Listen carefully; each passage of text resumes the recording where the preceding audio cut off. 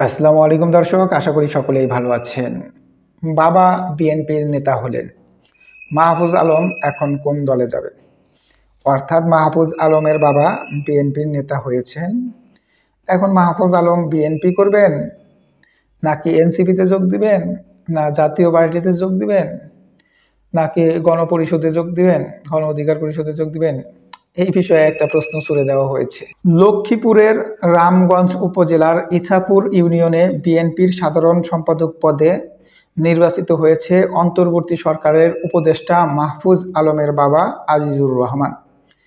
গতকাল বৃহস্পতিবার সন্ধ্যায় ভোটের মাধ্যমে তিনি সাধারণ সম্পাদক নির্বাচিত হন।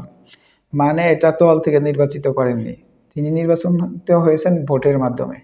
অর্থাৎ তার জনপ্রিয়তা রয়েছে বিএনপিতে, যার কারণে তাকে নির্বাচিত করেছেন। গতকাল ইছাপুর ইউনিয়নের শ্রীরামপুর উচ্চ বিদ্যালয়ে ভোট গ্রহণ হয়। এতে 453 জন ভোটার ভোট দেন। নির্বাচনে মোড়ক প্রতীক নিয়ে 266 ভোট পেয়ে সাধারণ সম্পাদক নির্বাচিত হন আজিজুর রহমান, অর্থাৎ মাহফুজ আলমের বাবা। এর আগেও আজিজুর রহমান ইছাপুর ইউনিয়ন বিএনপির সহসভাপতি ছিলেন।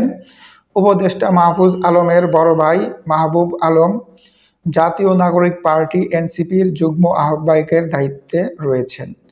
নির্বাচনে ইউনিয়ন বিএনপির সভাপতি পদে মোহাম্মদ আলী উল্লাহ ও সাংগঠনিক সম্পাদক পদে জাহাঙ্গীর আলম সম্রাট নির্বাচিত হয়েছেন।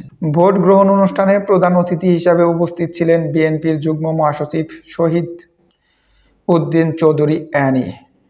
ওই যে বিএনপির লম্বা নেতা, সবাই যাকে চিনেন, অ্যানি সাহেব, উনি ছিলেন প্রধান অতিথি হিসাবে।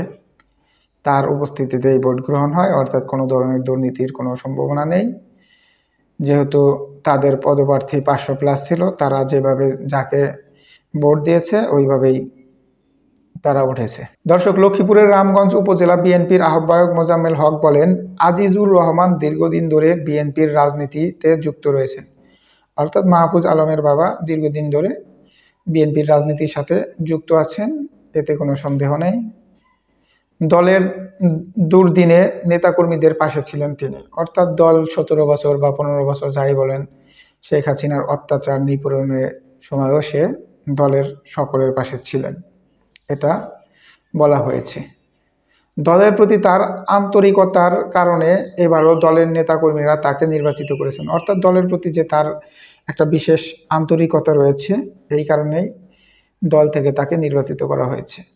এখন বিষয় হচ্ছে যে মাহফুজ আলম বৈষম্য বিরোধী ছাত্র আন্দোলন থেকে মাস্টার মাইন্ড হিসাবে পরিচিতি পেয়েছিল, এবং মাস্টার মাইন্ড থেকে এখন আপনার হচ্ছে গিয়া শুরুতে ছিল ডক্টর ইউনূসের প্রধান সহকারী, পরবর্তীতে আমাদের নাহিদ ইসলাম ভাই যখন পদত্যাগ করলো তখন তাকে নাহিদ ইসলাম ভাইয়ের জায়গায় নেওয়া হলো, অর্থাৎ তাকে হচ্ছে গিয়া উপদেষ্টা করা হলো।